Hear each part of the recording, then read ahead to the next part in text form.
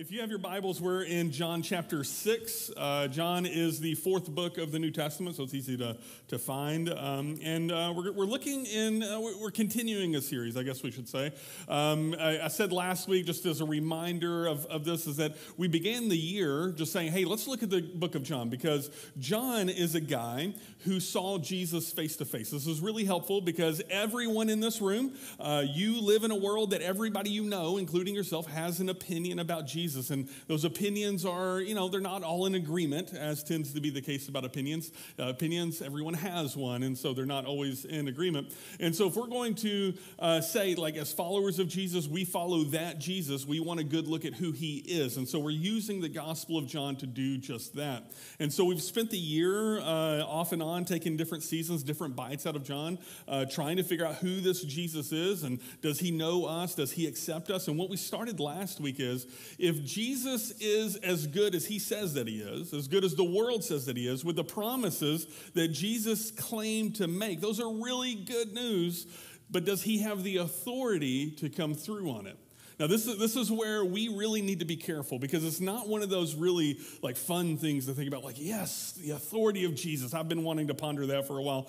But we need to get this straight, because if you're a follower of Jesus and you want his promises to come true in your life, for example, we just sang, a peace that surpasses all understanding, that's great. But if he makes the promise and doesn't have the authority to come through on it, that's a problem. And so we want to look at this idea. Does Jesus have the authority to follow through with it? And just spoiler alert, according to John, he does. Okay, and according to so many people in here who have tasted and seen that the Lord is good, that he has come through on those promises, and that does lend credit to his authority. But I want to teach this, and I want to look at John as if you're skeptics, as if you're just sort of on the fence about this Jesus, and what can we know about him? And so we're going to look a little bit more at his authority in John chapter 6. I have a confession. One of the shows that I like, I don't know what the ratings are, so this may be a really terrible show, but I enjoy it. I enjoy Undercover Boss. Anybody ever watch Undercover Boss? Isn't that great? Undercover Boss is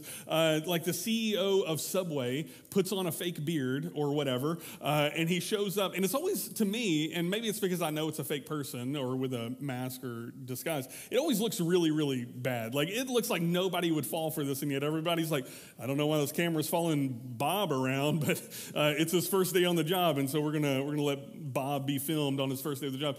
And so Undercover Boss, he's the CEO of whatever company it is, and he goes into multiple branches of his company, and he sees how things really are, like feet on the ground. Anybody in here have a job where, like, the boss's boss has no idea what you do? They have no idea what kind of pressures you're under. They say, like, lofty things, like they know what you're going through, but wouldn't it be nice if they just kind of stepped down from the high place of authority and just kind of stepped into your job and saw what it was like to make the sandwich, or to, drive the cars, or whatever the jobs are? That's what Undercover Boss is. And my favorite parts of the show aren't when everything's going right, because I'm an American and we like to see train wrecks from time to time. It's when the undercover boss goes into a branch and nothing is like it's supposed to be. The rules are A, B, and C, and they're doing like 1, 2, 3 and a picture of a giraffe. It's completely different than what it should be. And you just see the undercover boss, like, he's fuming at points. He's just like, oh, this isn't what it's supposed to be. And then my favorite thing is when the undercover boss is like, ha-ha, and he rips his mustache off or whatever. And he's like, do you know who I am?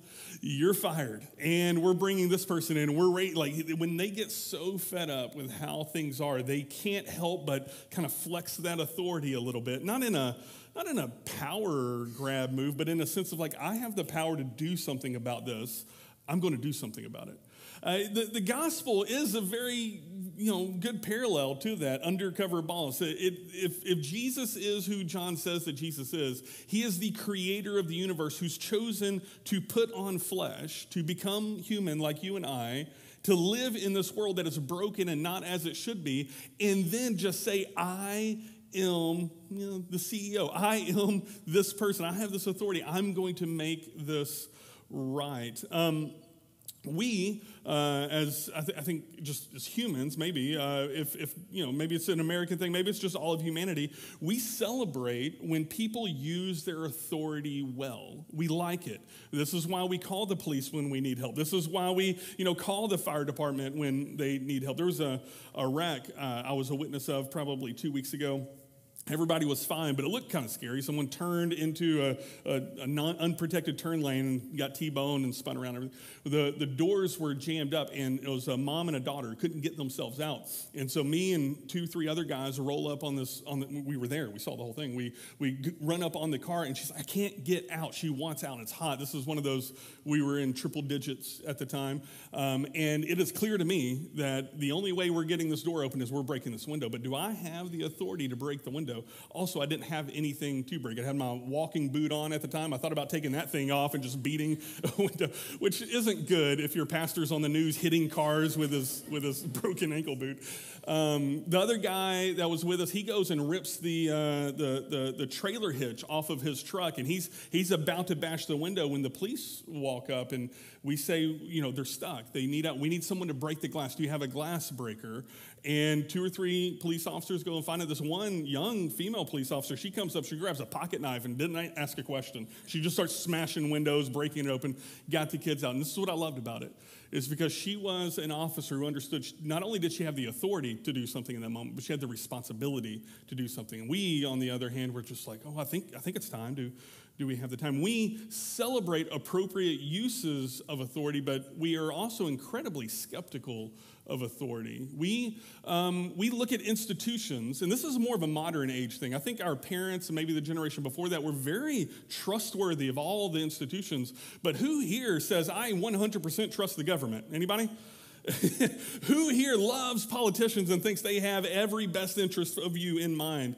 Who here wonders sometimes if that institution or this other institution is acting appropriately? We love appropriate uses of authority, but we become skeptical of authority. And at the same time, we as a culture are on a quest for who has the right authority in this moment. We are looking for someone to step in and say, I have the authority. And so we're holding out Jesus, just as a church. We're holding out Jesus as not only the one who has claimed to have that authority, but through his actions, through his behaviors, and consequently through what we've all tasted and seen as followers of Jesus, we're holding him out as the one who is wielding authority appropriately and actually has the authority. And so if you're interested, let's look at John chapter 6. We're going to look at the feeding of the 5,000. Spoiler alert, there's 5,000 people that need to be fed. Does Jesus get them fed?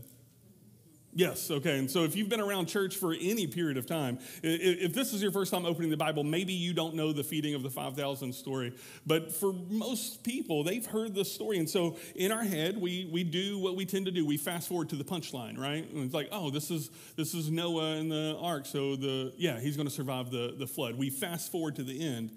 I'm telling you on the beginning, we're going to read about Jesus feeding the 5,000. Does he get the job done? Yeah, but don't fall asleep because there's a lot happening in this passage that we want to unpack. At the end of it, it becomes not a question of does Jesus have the magic powers to feed 5,000 people.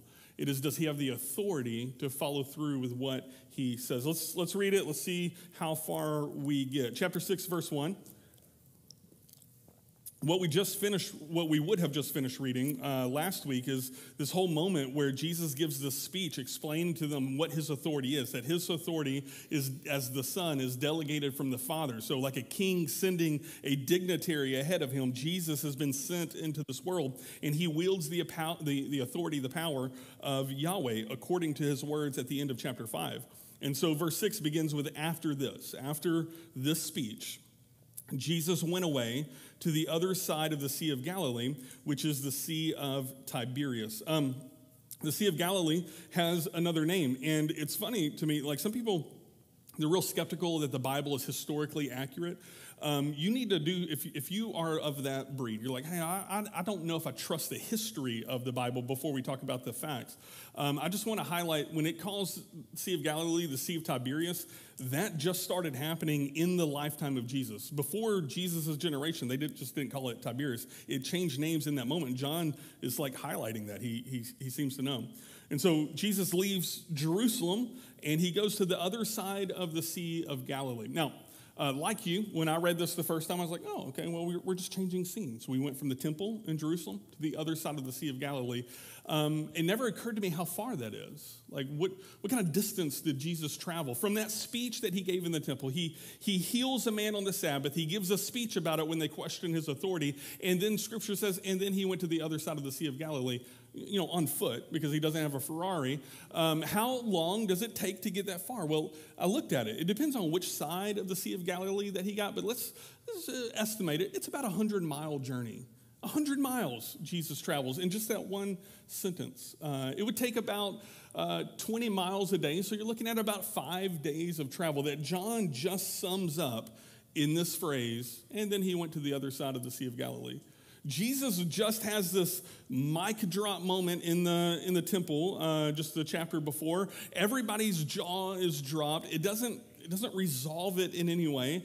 And then there's this 5 days where, did the disciples ask any questions along the way? Did they wonder, like, hey, Jesus, is this the time where we don't say stuff? Like, they just quietly walk for 5 days?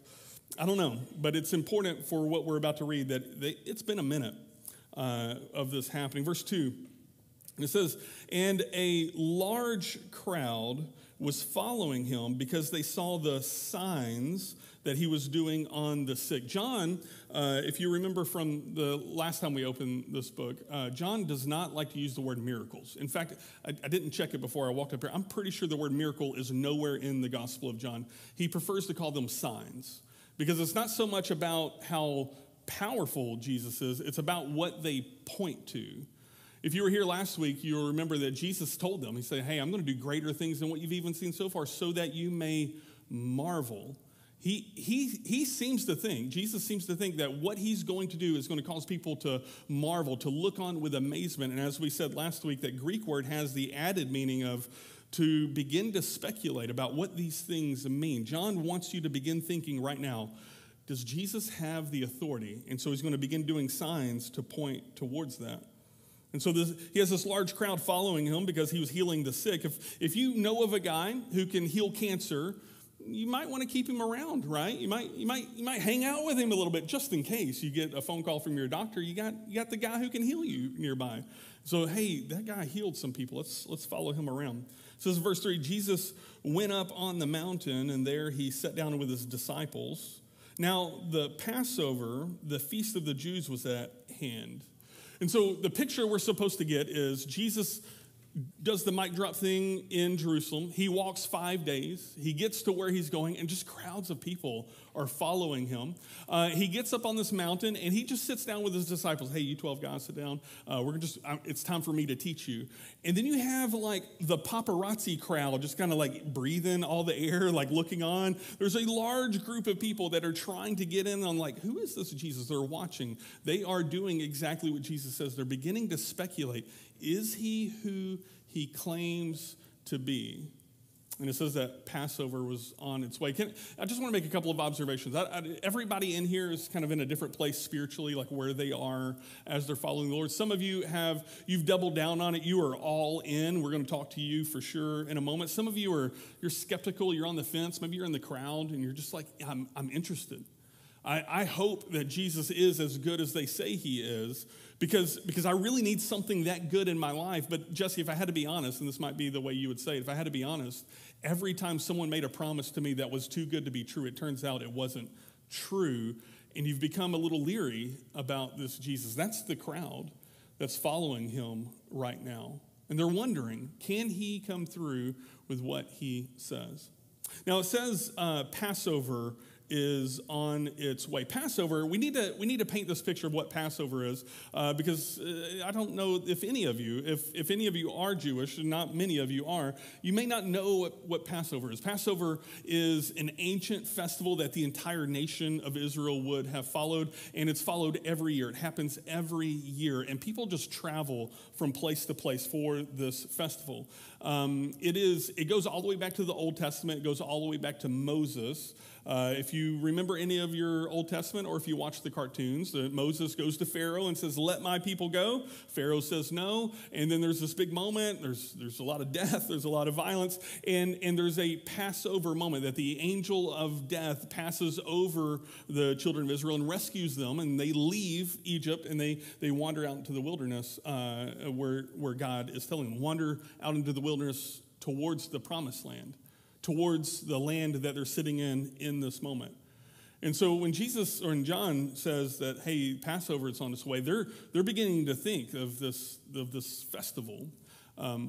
We here in Texas, what are some festivals that we have? What are some moments, holidays that we have that everyone just travels on? I'm thinking like Christmas, thinking like Thanksgiving, right? Raise your hand if you travel long distances for Christmas and or Thanksgiving. Many of you, some of you? There's a few of you, more than just raise your hands. Guys, it's okay. I can see you. Some people on stage, they're like, I don't think he can see me. I can see you. We travel, and you know that flights and airline travel, the price of it goes up a great deal. In that day, Passover was a day that people would travel to their families unless they didn't have the money or they didn't have family.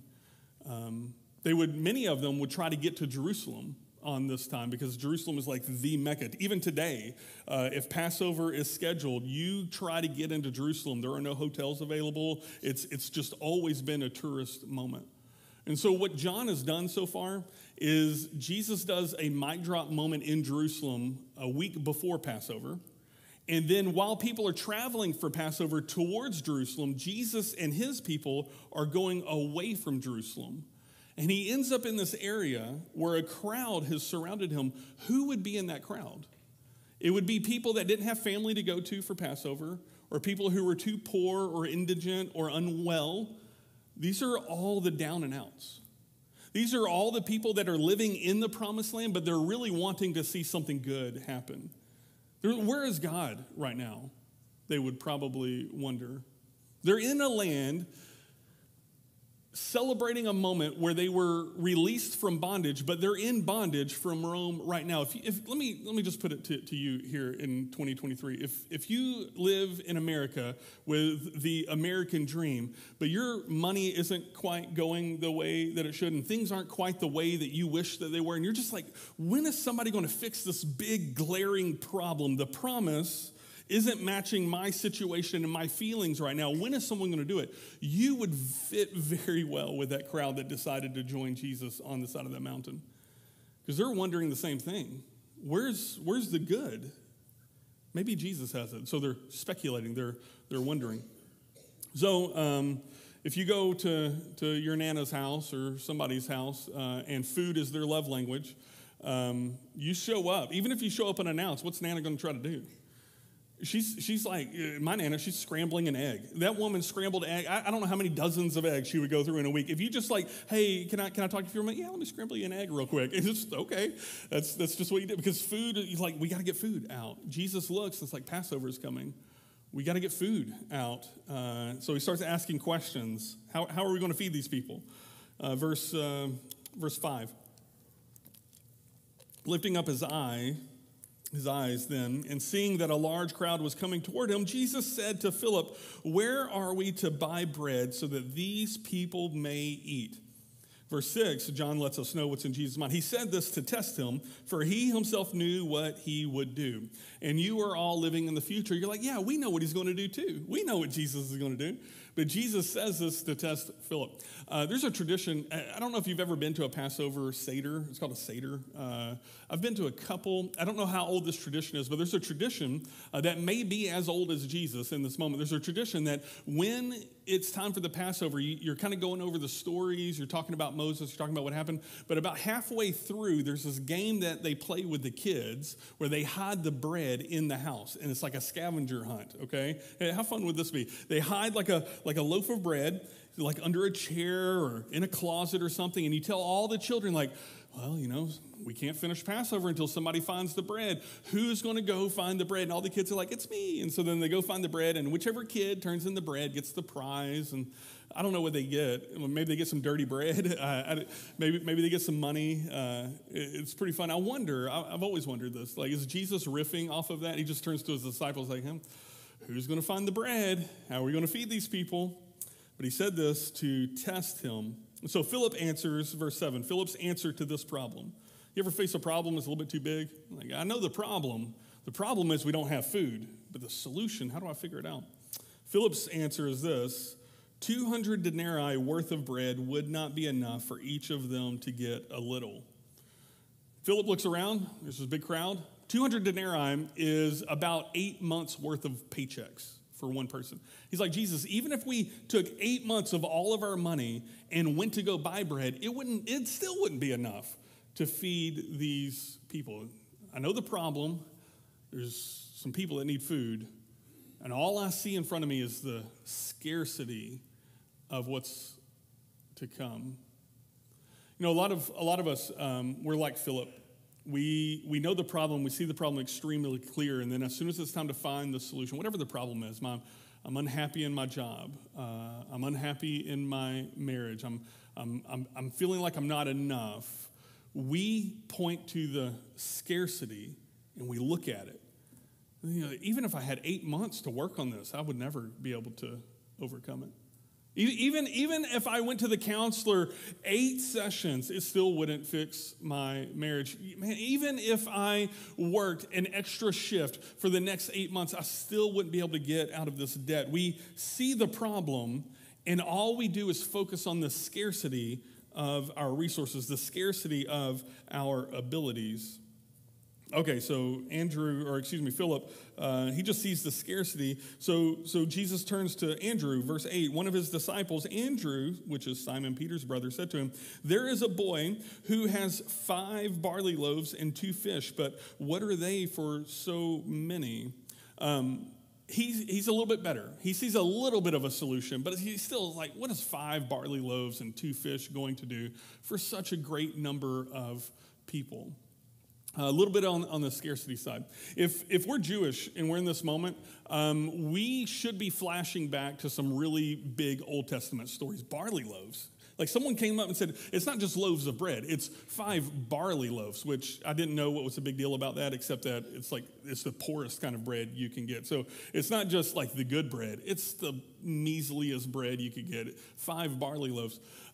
If you're Jewish and you're paying attention to your Old Testament, you hear that story and you're going to flash back to Elisha, because in 1 Kings, you can write this down and you can look it up later, 1 Kings chapter 4, Elisha has a similar problem. He has to feed only 100 men, and what do we have? We have some barley loaves. And the people said, it's not enough. It's not enough to feed 100 men with all these barley loaves. And he says, don't worry about it. God's going to come through with this. And it turns out, guess what? It was enough. It was enough for that moment. And so these people are probably wondering, barley loaves? Is Jesus going to do the Elisha thing?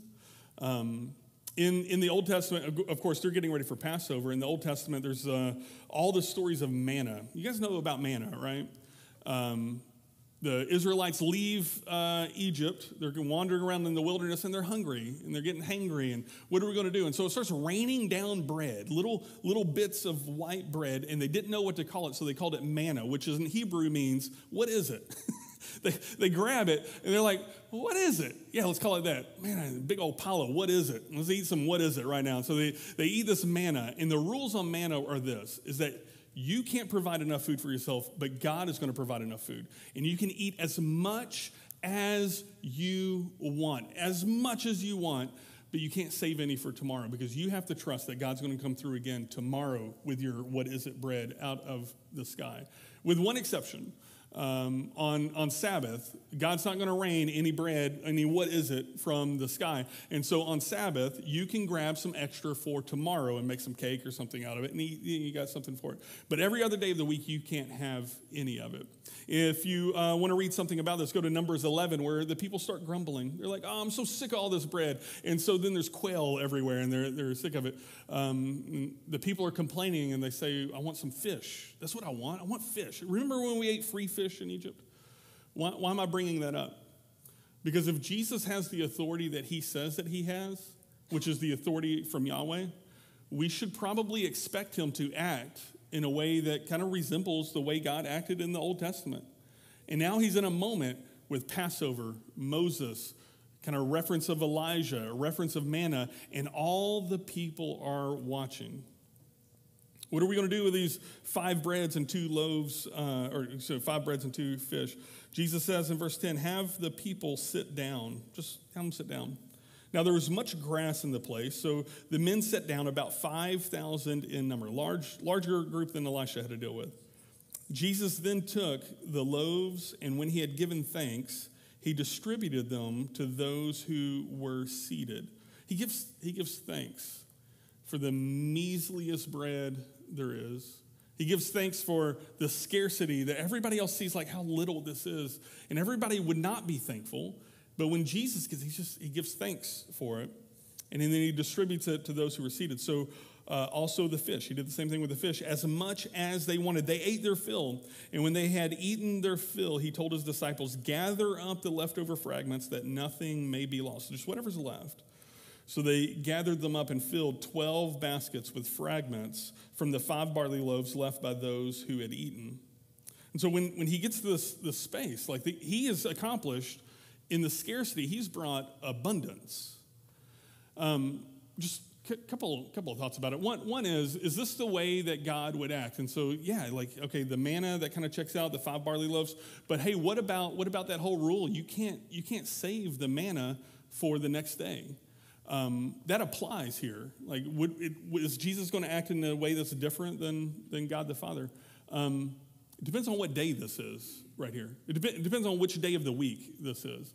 And John doesn't say that it's Sabbath, but he did say that on the Sabbath he gave a speech. And then he traveled 100 miles, which would take him about 5 days. And so if he gave the speech and then he left the next morning, and then he walks, and then he gets to this point, what day is it? What day is it right now? It's Sabbath. At sundown, no more work. And Jesus is acting exactly like we saw in Moses. What are we supposed to learn from this story? There are a couple of observations I think that are worth having. I think the first is this. I think the most obvious is this. You and I live in a world where we feel like we're not enough. We act in ways that our scarcity mindset influences how we treat our spouse, influences how we work our jobs, influences how we meet with our kids, influences what is stressing us out. We focus so much on the scarcity. And Jesus is able to take with the measliest little bit, make enough out of it. I just want to be transparent for a second. And I was really reflecting a moment ago when Jason was sharing about his week. I'm like, yeah, bro, me too. I feel like I don't have enough hours in the day to accomplish all the things that are on my to-do list. In fact, if you've talked to me in the last 2 or 3 weeks, I've more often than not apologized to you for not responding to your text, not responding to your phone call, or forgetting that I was supposed to meet you somewhere. Because I feel like I'm stressed. I feel like that I'm not enough. And maybe you feel like that. Maybe you're so focused on the scarcity like Philip, the scarcity like Andrew, are we going to make it? Are we going to get by? You are only asked to trust the Lord Jesus with whatever you have. You are not asked to have enough. You are asked to trust the Lord with what you have. And with just 5 pieces of bread and 2 fish, Jesus fed 5,000. What can he do with your 30 minutes of free time? What can he do with just that window of time that you're like, it's not enough time to spend with my kids? What can he do with that window of time if you're just like, I'm gonna be a good dad. I'm gonna be a good mom in this moment. The point that we have to come to grips with it is Jesus enough? Is he enough when you feel like you're not enough? Is he enough when you feel like you don't have enough? Is he enough when you feel like there's not enough to go around? Is Jesus enough? And those 5,000 people, they're sitting on the side of a hill and they're thinking, that's amazing. This is the guy. They're watching. They're beginning to marvel. They're beginning to, with amazement, look on what he did. But then they begin to speculate about what this means. Wait a second. He's acting like the God of the Old Testament. He's doing the things that you would expect him to do. And so they respond to this differently than maybe you and I would respond to something. We read this like, feeding of the 5,000, sweet. Jesus, open a food bank. We've got a job for you, okay? Nobody in this world is going to go hungry because we know that you are the magic food-making man. They didn't see Jesus as a solution to food. They saw him with this authority. And here's why I say that, because of the next verse, verse 14. When the people saw the sign, there's that word again, when the people saw the sign that he had done, they said, this is indeed the prophet who is to come into the world. Perceiving then that they were about to come and take him by force to make him king, Jesus withdrew again to the mountain by himself. They looked at what he did and they said, he's the one that has the authority. Let's make him king. Why did they think, oh, he's the prophet? Go back one verse to verse 14, please. When it says the prophet. Yeah, see how it's capitalized right there? So in English, we're supposed to read that as like, it's not just a prophet. It is the prophet. Why? Because Jesus is doing and acting in so many Old Testament ways. They know their Old Testament. I want to read, you don't have to turn there, but Deuteronomy 18. Here's what Moses says about a prophet that's supposed to come. And when Jesus finished feeding them, they thought about Moses' words that we're about to read right here. And they agreed. They're like, oh, this is the guy. This is the one. This is the one we should be looking for. Here's what Moses says. It says, the Lord your God will raise up for you a prophet like me from among you, from your brothers. It is to him you shall listen, just as you desired of the Lord your God at Horeb on the day of the assembly, when you said, let me not hear again the voice of the Lord my God, or see his great fire anymore, lest I die. They're all scared to go see God. We need somebody to go on our behalf to God. God is too holy for us, the people said. We need someone to go. And so they sent Moses. And Moses is saying, yeah, someone else is going to come just like that. Verse 17, and the Lord said to me, they are right in what they have spoken. I will raise up for them a prophet like you from among your brothers, and I will put my words in his mouth, and he shall speak to them all that I command him. And whoever will not listen to my words that he shall speak in my name, I myself will require it of him. The people saw what Jesus did, and then they thought about these words, and they said, this is the one that we're supposed to be following.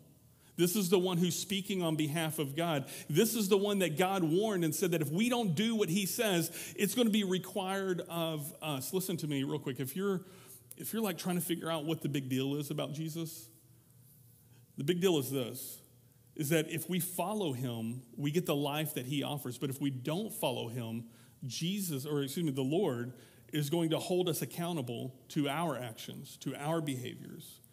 No, we use the word for sin, of sin for that. We are held in account for our sin. He said at the end that whoever does not listen to Jesus or the prophet, I'm going to hold them accountable to it. Does Jesus have this authority? After the people ate, they were like, yeah, he has the authority. But then they try to make him king. The people thought, I know what someone with that authority should do. He should be our king right now. He should rule over us. They got Jesus right. He is Lord. They all agreed, and then by force tried to make him king. Listen, Christian, it is entirely possible, in fact, even likely, that you get Jesus right and then you assume what he's going to do wrongly. You assume how he's going to behave wrongly. How many times has the church tried to say, well, if you're a follower of Jesus, you're supposed to vote for, and then fill in the blank with whomever that church says. There are two churches that are in disagreement on that. They got Jesus right on his authority, but then how he's going to behave and how he's going to act wrongly. I'm going to say something that may be kind of hurtful. I don't mean it hurtful. I mean it to be like one of those medicinal things. It's something that I've been pondering myself. It's like, do I want Jesus to be my Lord and just bless my plans? Or do I trust Jesus with my plans? What if Jesus being Lord of my life points my life in a direction different than I ever intended? in a direction different than I ever thought he would call me to. Let me ask you this question. This will kind of be a meditating question of the rest of the week, because we're really focusing on this Jesus being Lord, is that if you claim Jesus as your Lord, how much of your life do you run past him on a day-to-day basis? How many times do you just assume that you know what God's going to do in this situation? Well, of course he's going to bless this conversation. Of course he's going to bless this decision because I prayed the prayers. But they thought that they were going to make him king that day, and Jesus says, no, I'm going to go by myself for a second. We'll look at what he does next week, but they were wrong. They were right about him being Lord and wrong about what he wanted to do. It's possible, Christian, that you're right about Jesus being Lord in your life and wrong about him wanting you to take that promotion, wrong about you making that next step in that direction. How much of your day-to-day life, and this is on me too, how much of my day-to-day life do I just pause and just be like, Lord, you have governorship over what I do next. I'm going to trust you with it. I'm going to do what you say. What if Andrew's like, hey, I've got these 5 breads and these 2 fish. It's not enough. And Jesus says, well, have the people sit down. And he's like, well, no, I can't. I mean, we don't have enough, Jesus. Right, but I'm telling you what to do, Andrew. Set the people down. It's like, I'm sorry, I can't do it because I don't have enough. Jesus has authority. And he holds out himself as the one who has the authority of God, not only to bring us life, but to govern our affairs. I would invite you this week to just ponder, I'm talking to Christians, to just ponder, how much of my day-to-day life am I just trusting with him? Am I women in this room that follow you, that they would submit different corners of their heart to you, they would submit different corners of their life and job and work and family to you, and just trust that in you is life. And those corners would have more life if they submitted to you. I pray, Lord, for those of us who are on the fence, that we would just continue to speculate and just ask the question, what does this mean? How do we get to this conclusion? And that you would call more people to your name. We pray in the name of Jesus, blessing over our families and over our community. And I pray that we look more like him as a result of our time this morning. We love you.